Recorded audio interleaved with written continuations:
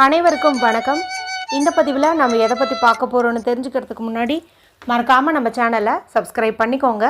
கூடவே பெல் பட்டனையும் கிளிக் பண்ணிவிட்டு ஆளுங்கிற ஆப்ஷன் கொடுத்துட்டிங்கன்னா நான் போடுற வீடியோக்கள் எல்லாமே மிஸ் ஆகாமல் நோட்டிஃபிகேஷனில் வந்துடும். இந்த பதிவு ரொம்ப முக்கியமான பதிவு, அனைவரும் தெரிந்து கொள்ள வேண்டிய ஒரு அவசர பதிவு அப்படின்னே சொல்லாங்க. எதை பற்றிய பதிவு அப்படின்னு பார்த்திங்கன்னா, நாளைக்கு ரொம்ப விசேஷம் பொருந்திய சக்தி வாய்ந்த ஒரு நாளாகவே அமைஞ்சிருக்குது அப்படின்னே சொல்லாங்க. பிரபஞ்ச சக்தி அதிகமாக இருக்கக்கூடிய ஒரு நாள் அப்படின்னு நாளைய நாளை வந்து சொல்லலாம்.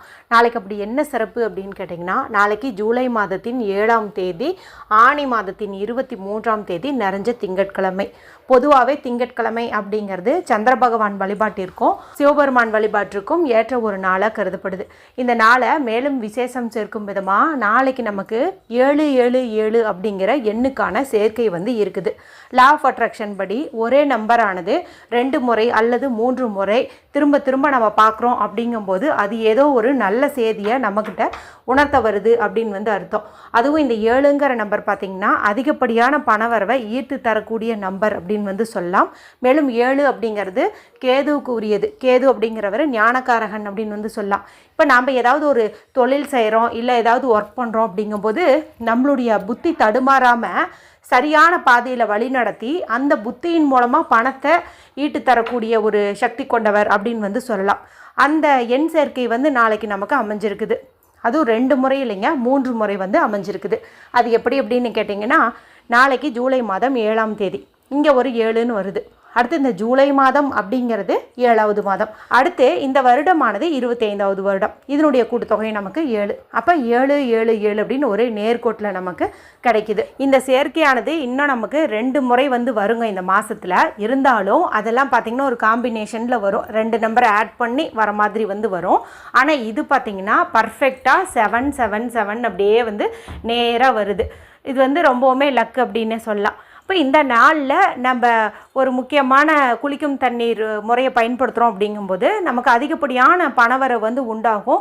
மைண்டில் ஏதாவது டிஸ்டர்பன்ஸ் இருந்துச்சு அப்படிங்கும்போது அது எல்லாமே வந்து சரியாயிட்டு பணத்தை ஈட்டுவதற்கான சரியான பாதையில் வந்து நம்ம போவோம் அப்படின்னே வந்து சொல்லலாம். இப்போ நான் சொல்லக்கூடிய இந்த குளிக்கும் தண்ணீர் பரிகாரத்தை யார் வேணால் பயன்படுத்தலாம். ஆண்கள் பெண்கள் யார் வேண்டுமானாலும் எடுத்துக்கலாம்.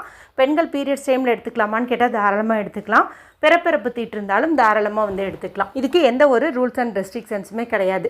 சரி, இதை எப்படி செய்யணும் அப்படிங்கிறது வந்து பார்த்தலாம். பொதுவாக நம்ம குளிக்கும் தண்ணீர் பரிகாரம் அப்படின்னா தண்ணீரில் வந்து ஏதாவது ஒரு முக்கியமான தாந்திரீக பொருளை போட்டு அல்லது ஏதாவது ஒரு சிம்பலை வரைய சொல்லி நான் உங்களை வந்து குளிக்க சொல்லுவேன். இன்றைக்கி வந்து நம்ம எந்த ஒரு பொருளையுமே யூஸ் பண்ண கிடையாது. நம்மளுடைய விரலை பயன்படுத்தி மட்டும்தான் இந்த பரிகாரத்தை வந்து செய்ய போகிறோம். இப்போ குளிக்கக்கூடிய தண்ணீரானது சுடு தண்ணியோ பச்சை தண்ணியோ அதை நீங்கள் ஒரு பக்கெட் அளவுக்கு வந்து பிடிச்சு வச்சுக்கோங்க. அடுத்தது உங்களுடைய வலது கையினுடைய ஆள்காட்டி விரல், அதாவது ரைட் ஹேண்டினுடைய பாயிண்டிங் ஃபிங்கர், இண்டெக்ஸ் ஃபிங்கரை பயன்படுத்தி இந்த தண்ணீரினுடைய மேற்பரப்பில் 777 இந்த எண்ணு அதை வந்து அப்படியே வந்து எழுதுங்க. தண்ணியே வந்து பேப்பராகவும் நினச்சிட்டு உங்கள் விரலை பேனாவாகவும் நினச்சிட்டு 777ன்னு இந்த தண்ணீரில் எழுதுறீங்க. ஏதாவது ஒரு விருப்பம் நிறைவேறணும்னு மனதார வந்து வேண்டிக்கோங்க. அதன் பிறகு இந்த தண்ணீரை பயன்படுத்தி நீங்கள் தலைக்கு குளிக்கலாம், உடம்புக்கு குளிக்கலாம். அது உங்களுடைய விருப்பம். குழந்தைங்க இதை பயன்படுத்தலாமான்னு கேட்டிங்கன்னா குழந்தைங்களுக்கு வந்து தேவைப்படாது. நீங்கள் உங்கள் கணவர் பண்ணிட்டு பயன்படுத்திக்கிட்டிங்கன்னா போதும். கணவருக்கு வந்து இது போல் ஒரு மெத்தட் இருக்குது, நீங்கள் குளிங்கன்னு சொல்லுங்கள். அவர் கொஞ்சம் சிரமப்பட்டாருங்கும்போது அவர் குளிக்கக்கூடிய தண்ணியில் நீங்களே இந்த 777ங்கிற நம்பரை வந்து எழுதிருங்க. அவர் ஜஸ்ட்டு என்ன நடக்கணும்னு நினைக்கிறாரோ அதை மட்டும் அவர் மைண்டில் நினச்சிக்கிட்டாரு அப்படின்னா போதும். அடுத்து இந்த தண்ணீர் வந்து அவரை பயன்படுத்தி குளிச்சுக்கலாம்.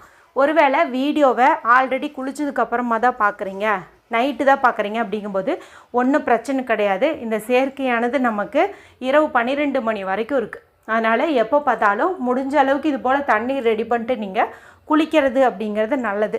குளிக்க முடியாத சூழ்நிலையில் இருக்கிறவங்க முகம் கை காலையாவது இது மாதிரி தண்ணீர் ரெடி பண்ணிவிட்டு பயன்படுத்திக்கிறது அப்படிங்கிறது நல்லது.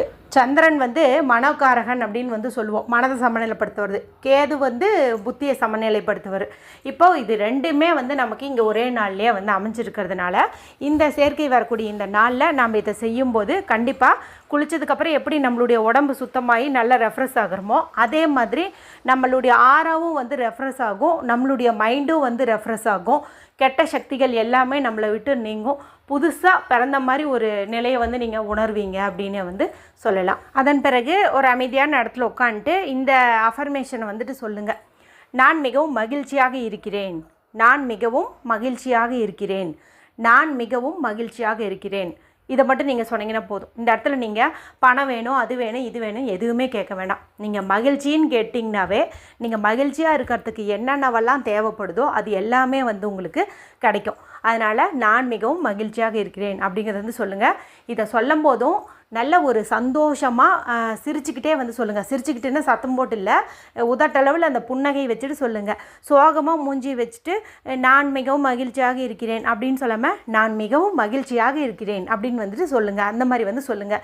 நீங்கள் சொல்லும்போது உங்களுடைய மனசில் அந்த சந்தோஷம் வந்து இருக்கணும். அந்த மாதிரி வந்துட்டு நீங்கள் சொல்லுங்கள். எத்தனை முறை வேண்டுமானாலும் சொல்லலாம், குறைந்தது ஒரு 7 முறையாவது சொல்கிறது அப்படிங்கிறது நல்லது. இதுக்கு அடுத்து வர பதிவில் இன்னொரு முக்கியமான விஷயம் குறித்து சொல்கிறேன். நீங்கள் சப்ஸ்கிரைப் பண்ணாமல் பார்த்துட்டு இருந்தீங்கன்னா பண்ணிவிட்டு பெல் பட்டனையும் கிளிக் பண்ணிட்டு ஆளுங்கிற ஆப்ஷனை கொடுத்து வச்சுக்கோங்க. சரி, மீண்டும் ஒரு பயனுள்ள பதிவில் உங்களை சந்திக்கிறேன். நன்றி, வணக்கம்.